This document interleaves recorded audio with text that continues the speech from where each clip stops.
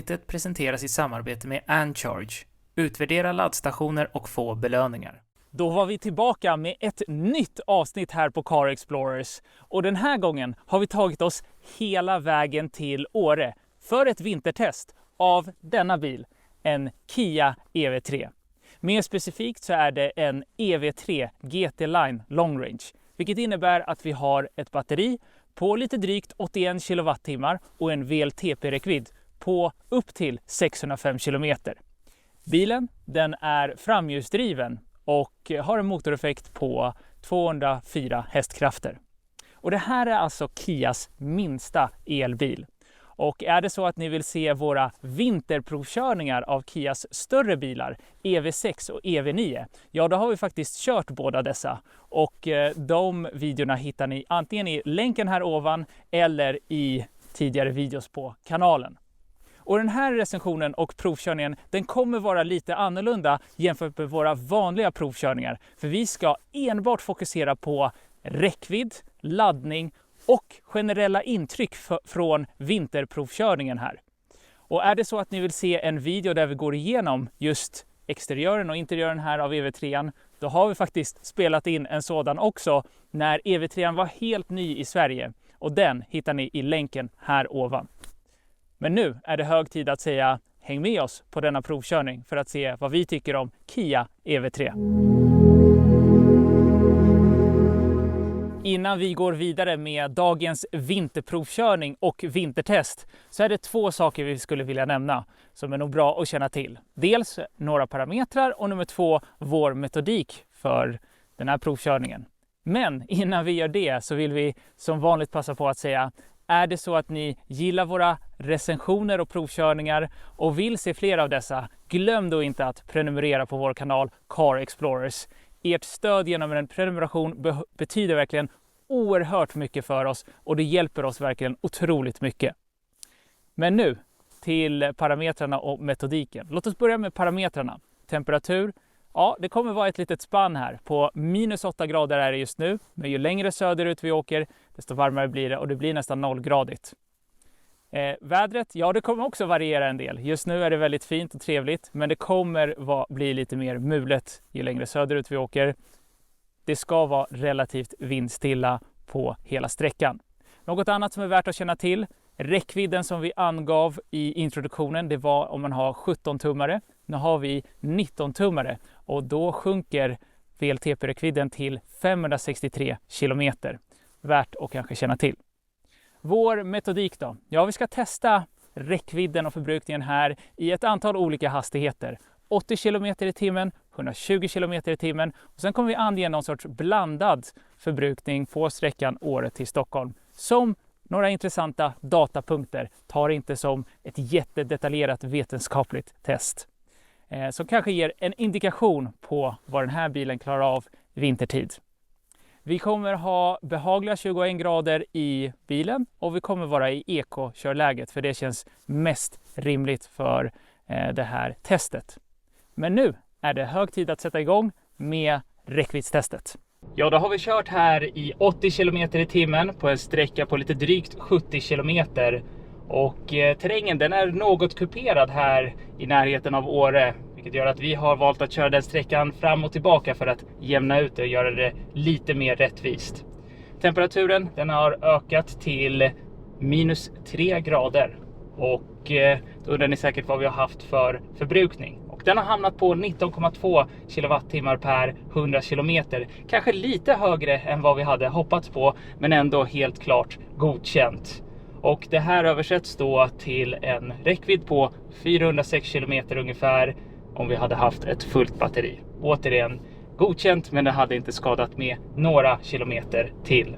Ja, då står vi här vid en laddstation och vi ska ladda vår EV3 här bakom. Och då är det några saker som är bra att känna till. Vi har ju hunnit ladda den ett par gånger här under vår inspelning, så vi kan försöka summera laddningen, hur den går.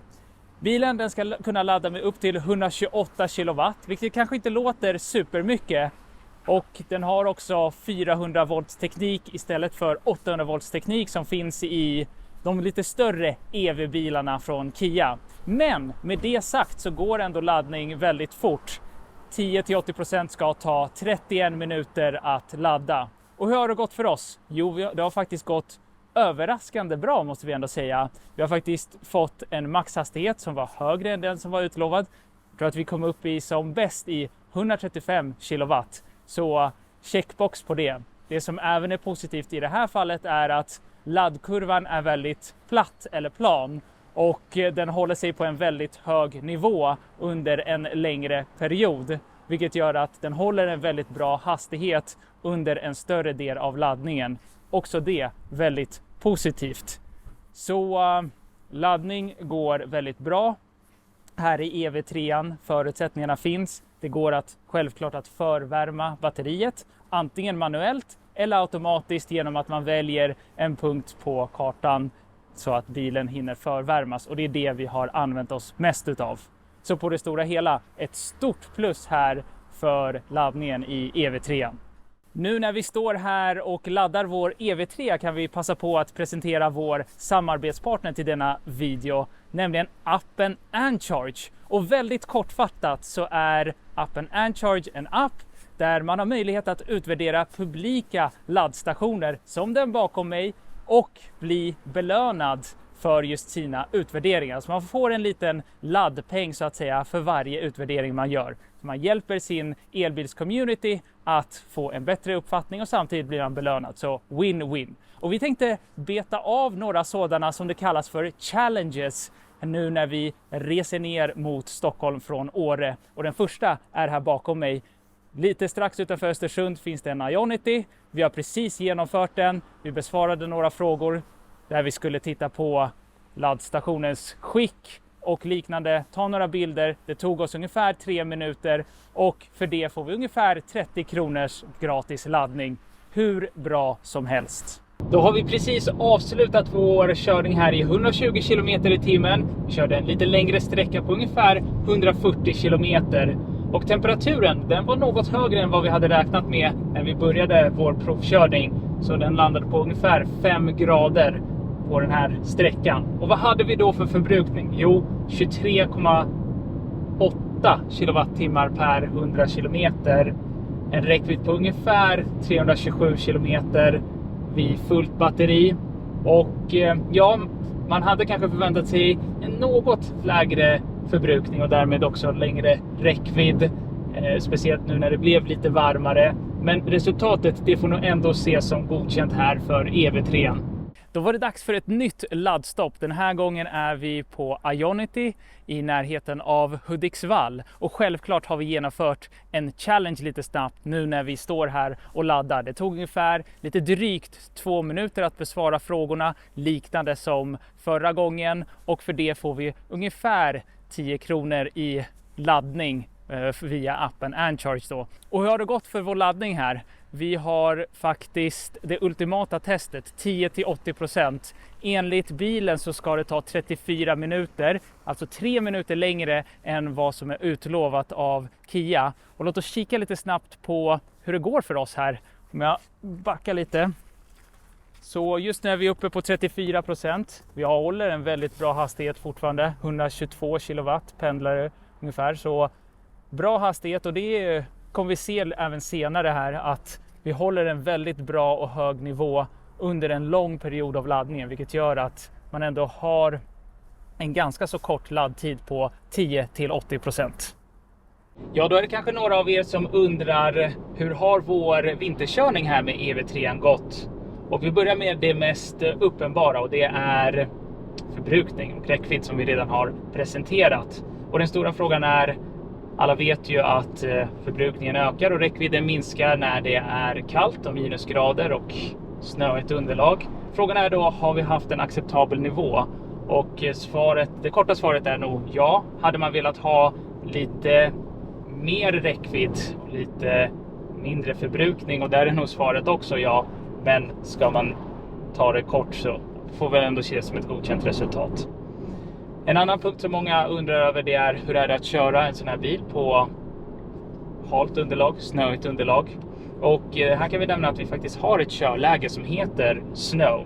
Och det gör är att det dämpar accelerationen eller gaspådragen ganska så ordentligt. Vilket gör att bilen inte blir nervös på just ha ett underlag, utan den känns ändå väldigt stabil och kontrollerad. Nackdelen med det har vi märkt i lite brantare, snöiga och isiga backar. Det är att det dämpar så mycket att vi inte kommer upp helt enkelt för dem, utan då får vi rulla tillbaka, sätta i normalläget, eller så gör man det innan, sätter i normalläget, och då har man tillräckligt mycket kraft att kunna ta sig upp med för de här isiga och snöiga backarna. Så överlag, man klarar sig med en framhjulsdriven EV3 som är egentligen det enda alternativet. Vi hade gärna velat ha en fyrhjulsdriven variant, så vi hoppas komma senare. Men det ska nämnas att vi har klarat oss i alla situationer på ett eller annat sätt med en framhjulsdriven bil.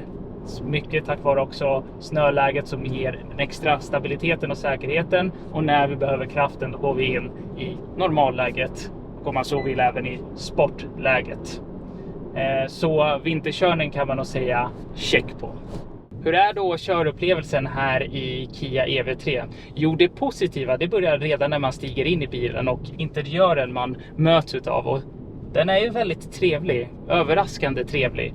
Väl ihopbyggd tjänsten, trevliga materialval, återigen med tanke på vad det är för typ av bil. Så det är verkligen en positiv överraskning och det förhöjer ju verkligen körupplevelsen i sig.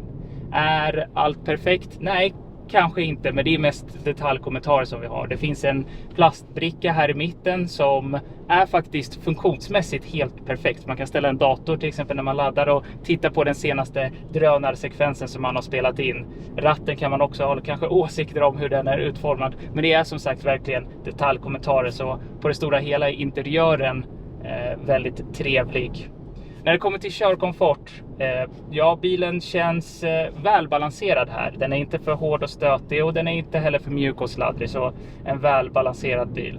Sätena, ja, vi har ju haft våra åsikter om Kias säten. Nu ska jag bara dra ner solskyddet här.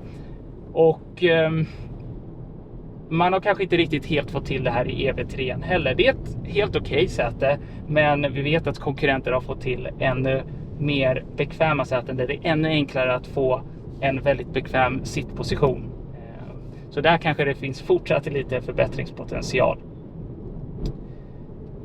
I överlag så är det med andra ord en väldigt trevlig upplevelse, speciellt i hastigheter på upp till säg 100 km i timmen. Utöver det, ja, då kommer det lite väl mycket vindbrus.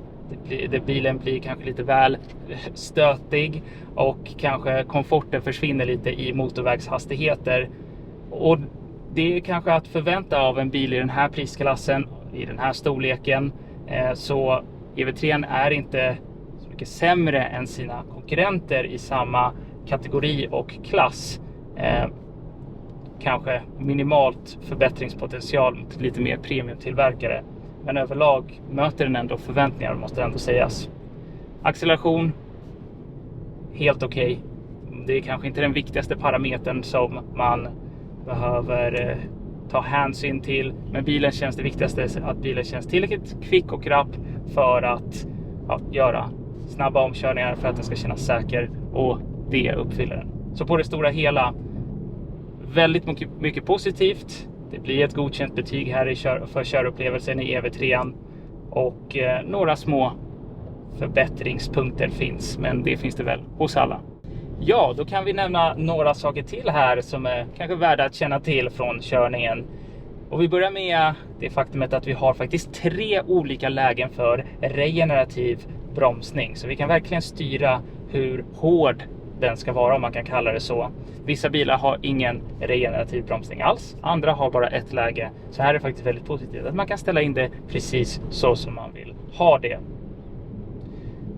Den andra punkten som vi ska nämna är att bilen har så kallad vehicle to load. Det vill säga att man kan använda bilens batteri till att ladda elektronik och liknande. Vi har faktiskt inte använt det, måste vi erkänna. Och det är faktiskt en positiv anledning till varför vi inte gjort det. Det är för att vi har otroligt många USB-C-uttag så inne i bilen. Så vi har använt till att ladda elektronik och batterier och liknande. Och det har funkat otroligt bra.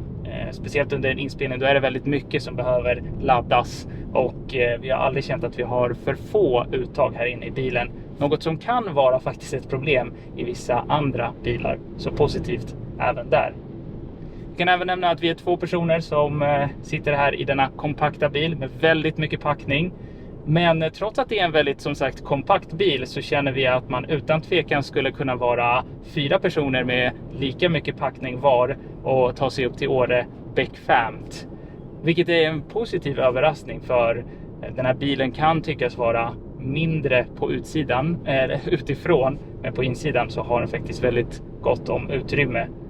Vilket för oss till slutsatsen att EV3 funkar väldigt bra som en allrounder, eller egentligen väldigt många skulle kunna klara sig med en EV3 som sin enda bil. Sett till priset 507 000 kronor, ja det är väldigt mycket pengar. Men med tanke på vad bilar kostar nu för tiden och jämfört med konkurrenter så får man faktiskt otroligt mycket bil och elbil för de pengarna. Lägger man där till att det här kan för väldigt många vara den enda bilen man har, ja då kanske det inte är så farligt ändå. Och på det stora hela blir valet av EV3 ett väldigt rationellt val.